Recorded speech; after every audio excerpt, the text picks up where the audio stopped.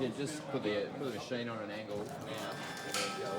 This is the bounce out. Yeah, bounce out.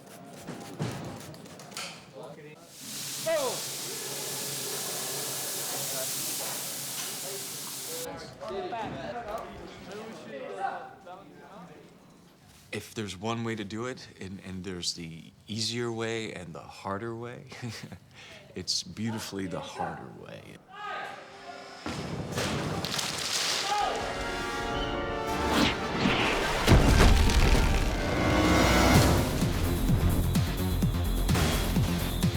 This is it.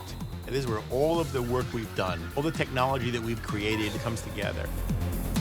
They take us all the way. They take us all the way.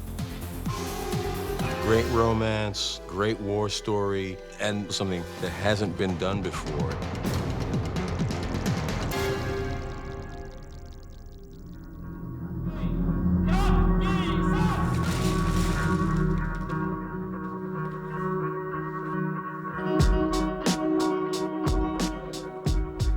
What are we on, day 247 or something? I'm sad, I'm happy, I'm relieved, I'm overjoyed, I'm depressed. I've been living with this character, with these good people. I've been working on this piece since 1997. The amount of time and what I've had a chance to participate in and what I've seen other actors do has just been inspiring. The Wachowski brothers were literally shooting every day for 270 days, almost a year of shooting. It was an incredible task. Because it's such a long period of our lives, and you know, we've all been together through a lot of fun and hard work and a lot of tragedy and sadness and a lot of happiness and joy. Every day coming to work is, for me, the highlight. So, I'll miss that.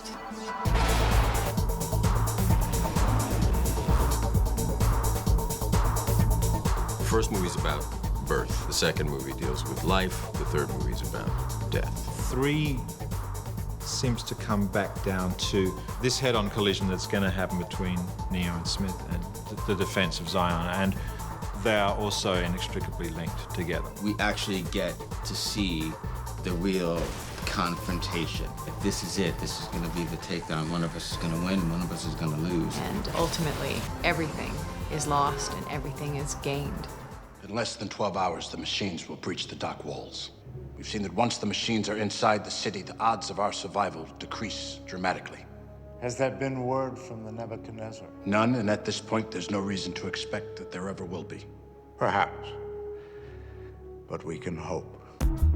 Revolutions was like this wonderful poem on love and life and death. All about trusting and having belief and having faith and fighting for that which you believe in. That in the darkness, if there's light, it will always prevail. The nature of a reality and a alternate reality.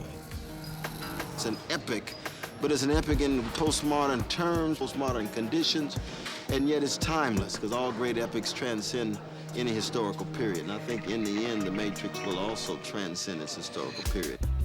It is a strong love story. It is a strong philosophical movie. It is a war movie. It is a giant action movie. It is kung fu. It brings everything together. His neural patterns don't read like someone who's in a coma. The strange thing is, I see these patterns all the time. Where? On someone jacked in. At the end of Reloaded, Neo finds himself caught in a construct made by the Merovingian. He ends up disconnecting himself from his mind, and in this, I suppose it's like a purgatory. My name is Sati. I'm at the train station. It functions as a realm of the programs, the crossover from being part of the machine world to the Matrix, where they're liberated.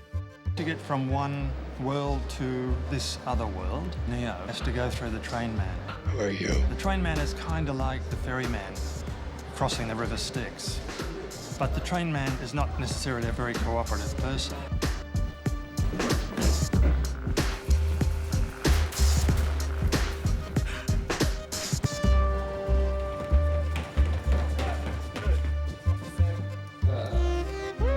Humans are supposed to be free in the Matrix, but they're really imprisoned in programs they're now trying to escape because of deletion or other kinds of situations like Merovingian, who are now using the Matrix as a form for a free place to exist. Dealing with kind of the evolution of entities, programs, humans, machines, and nature.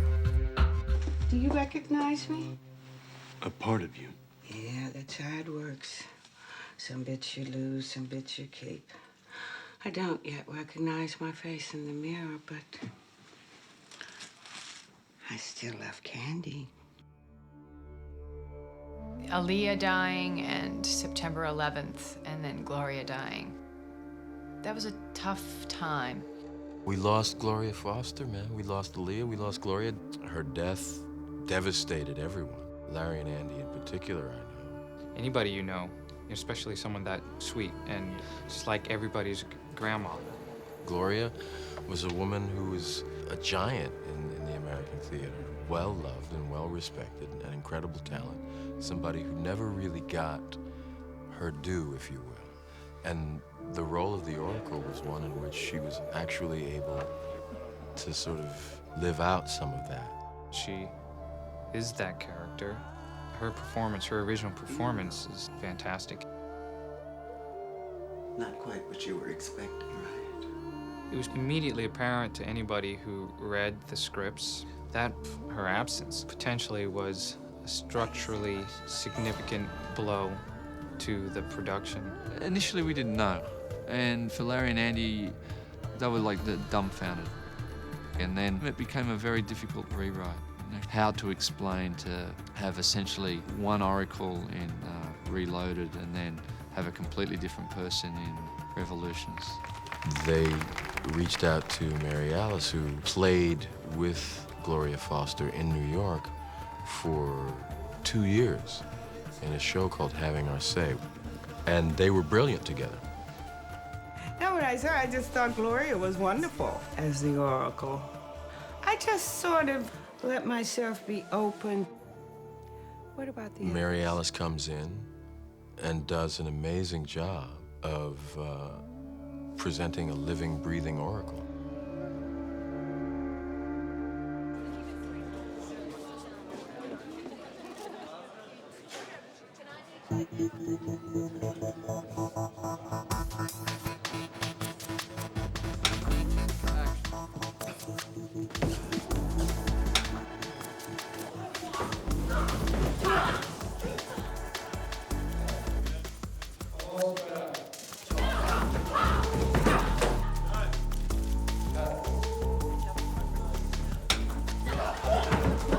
The saga of making the movie was as full of drama and thrills and chills and excitement as the movie themselves. Keanu and Carrie and Jada, Lawrence Hugo, I mean, they really worked hard. Can I take your... Oh, my God.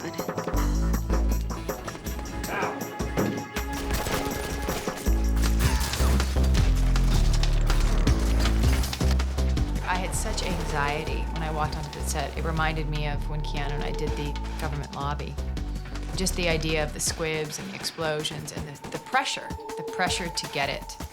I was just like, whew.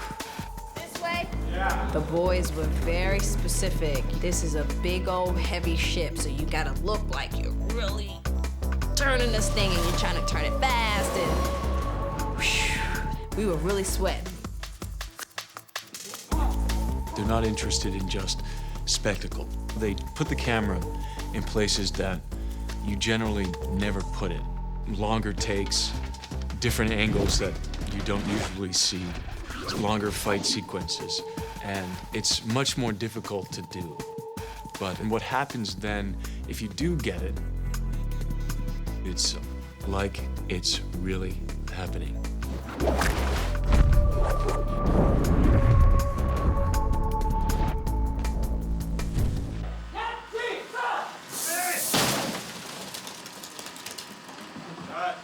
Good. Are you okay? Okay, everyone.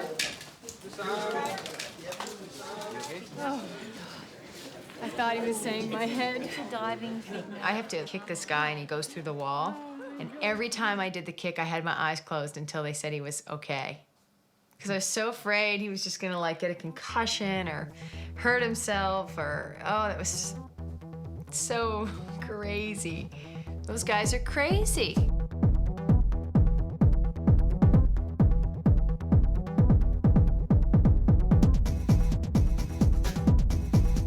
I never knew stuntmen until this film, and stuntmen and stuntwomen are very, very special people. They're like kids.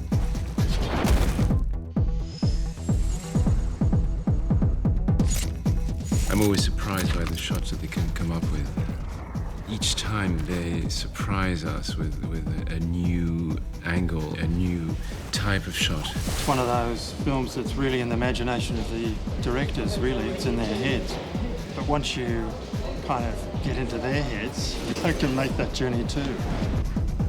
It just evolves, you know. It's just, you have the idea and you proceed with it. It evolves into another idea. You proceed with it. It evolves into another idea. You don't know until the day you show up. Oftentimes it's Larry with a finder and Andrew at the monitor. And they find the scene. Well, should we put the camera here? Should we put it here? Should we put it there? It's been great to be a part of that creative process with them.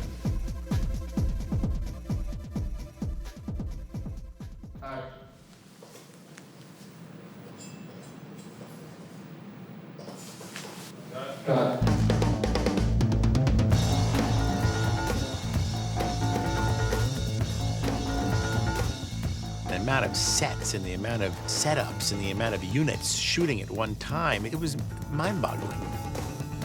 It takes an army of people doing the conceptual drawings, the storyboards, physically building those things, painting them. Larry and Andy and Bill Pope standing on that set and directing and photographing the actors. And then add to it visual effects.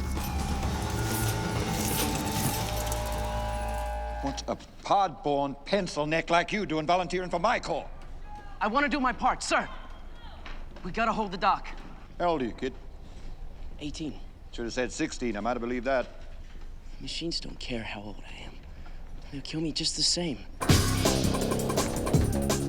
The siege is where all the bruises came from, and it's gonna be well worth every bruise.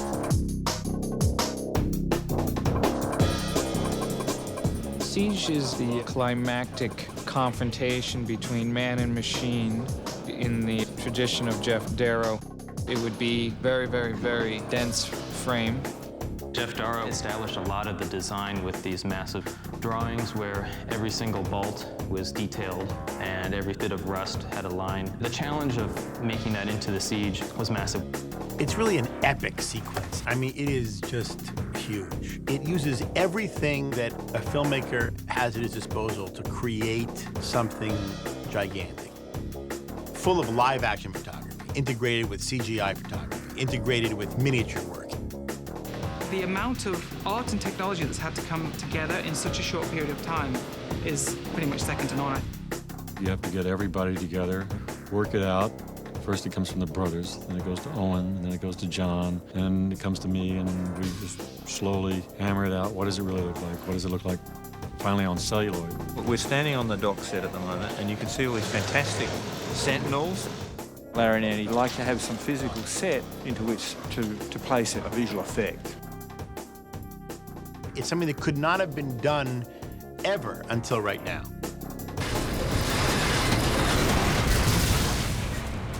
Getting the scene even initiated visual effects-wise was like climbing over a glacial mountain. 300 shots. It's a 17-minute sequence that cost more than most movies that have been made. 100,000 gigabytes of disk storage. Companies on 3 different continents, having 1,000 employees. So many hundreds of crafts all working together. My name is Lyndon Barwa, and I am the animation supervisor. I'm Dan Glass. I'm one of the visual effects supervisors. My name is Scott Kravitz. Visual effects supervisor. Visual effects technology supervisor. Animation supervisor. Character setup artist. Head of R&D. Color and lighting TD. My name's Alistair McLeod. I'm technical director.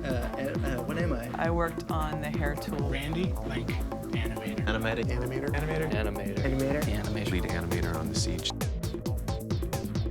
The scene has been drawn visualized, discussed, tested for a solid 2 years now. It was extraordinary just looking at that animation, you know, and that was just a rough idea of what was going to happen. They prevised this entire sequence. So more often than not, we use the previs as the Bible.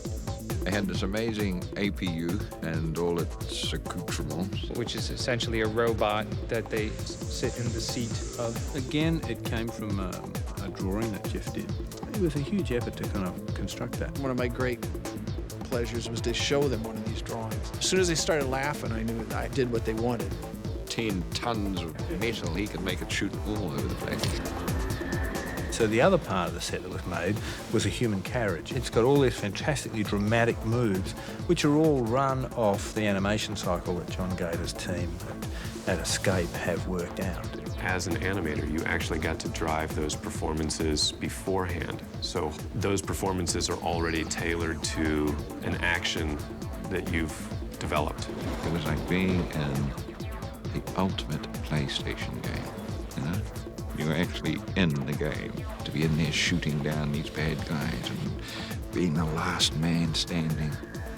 So it's been all of these people that go together, put all these bits and pieces together. Eventually you get an APU standing there. We have launched a miniature unit working specifically on things that just get destroyed.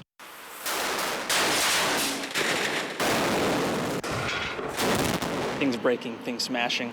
We still do a good job at that.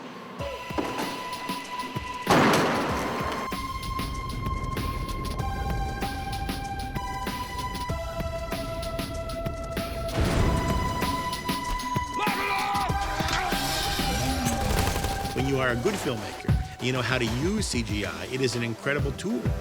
Our team is essentially just working on The Siege, which is recreate this entire underworld environment.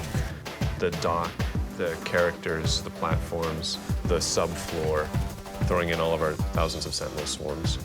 The biggest CG battle that I've seen in a film. So it's a real mishmash of real art-directed physical objects, actors, digital creatures, miniatures, and computer graphics.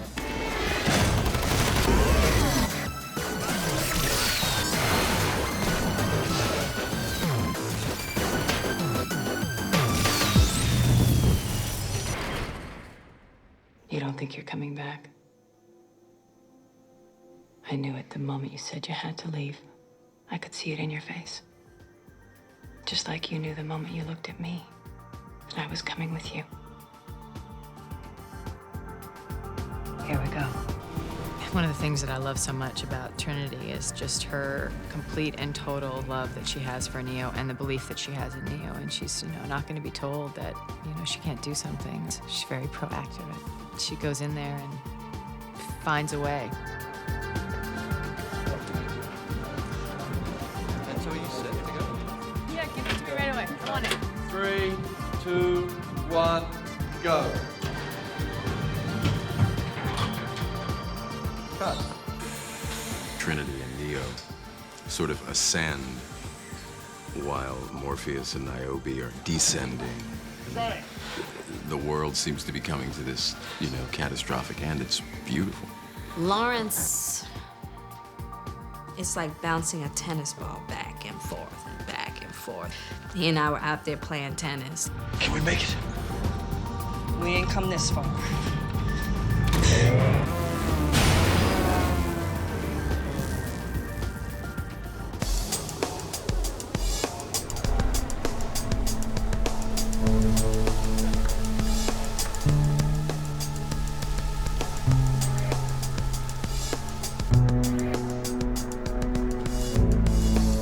Smiths are meant to be all the same, and yet, do you dissipate the energy of Smith for a viewing audience if there isn't one central Smith? Does the viewer really want there to be one central, extremely bad Smith that they can kind of focus on?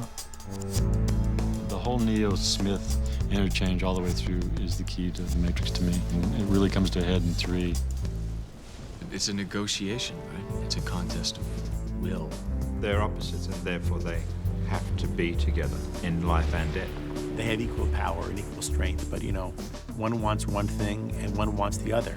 He expresses the desire to be all-powerful. He seems to be taking over the world. Yeah. And he seems to relish that. Mr. Anderson, welcome back. We missed you. It ends tonight. Super Brawl takes place in the street, in the air, and then in a building, and then in a crater.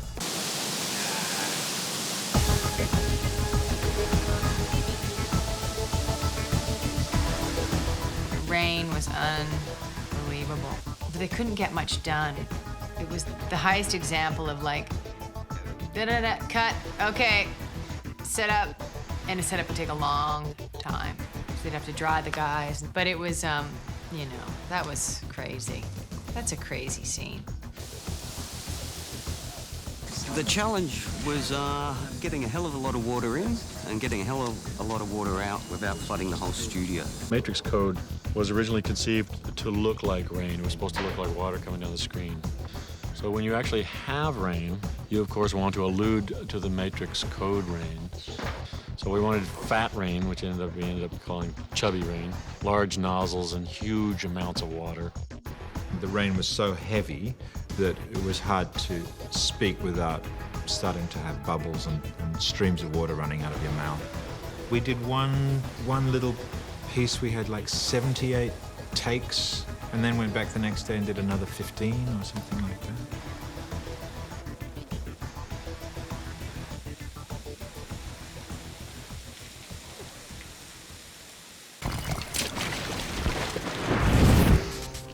Fight gets taken skyward, and there is feats of flying and flying, fighting, and ways of battling in the sky. The whole scene is a serious amount of blending between computer graphics and photography. They wanted to see flight in a way that we would assume would be the characters would have weight and they would move and they would feel like they were flying.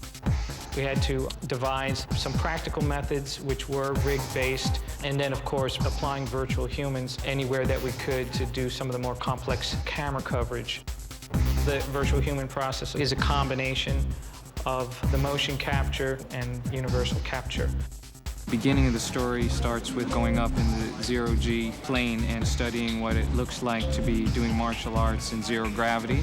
They use those zero-gravity plane devices to train astronauts. They go up to a certain height and they do a quick drop, which kind of suspends the participants in a weightless situation. Gata and the guys wanted to get a sense of what weightlessness was like. It's a really excellent reference that we actually used as a template for how the shots would look. And there's a lot of bits and pieces that are achieved by motion capture. It's kind of like the strings of a puppet. The cameras can't actually see the actors, but we record those motions, and then we can attach those motions to a different character. And you kick Hugo! You just have to find some joy in it. Universal capture, which is kind of like emotion capture, where they do tremendous, very, very high definition photography of a face, and then the computer actually records how they are, so they can actually take one person's face and put it onto another person's face. You deliver a hit, you're running in, you're pissed at him because you're going to just take him out. Come on. It's like your whole performance is being taken apart, and the way in which you do things is being put under the microscope. Every little movement, every little sound, every little part of your body is being scrutinized and filmed and I don't mind this sort of thing, but flipping around, don't like that. Kind of cool, aren't they? It just takes place all around you and above you and below you.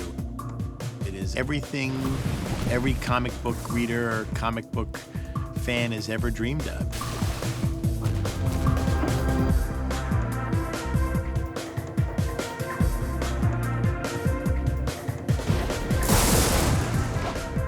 Folks, the gate's good, so that will be a motion picture wrap on Morpheus, Lawrence Fishburne on Matrix Recalibrated.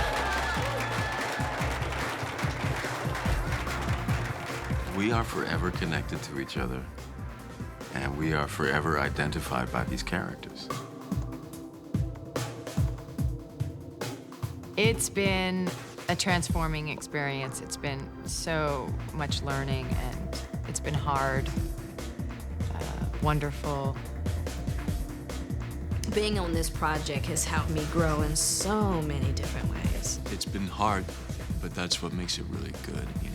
Rolling up the sleeves and trying to realize this dream.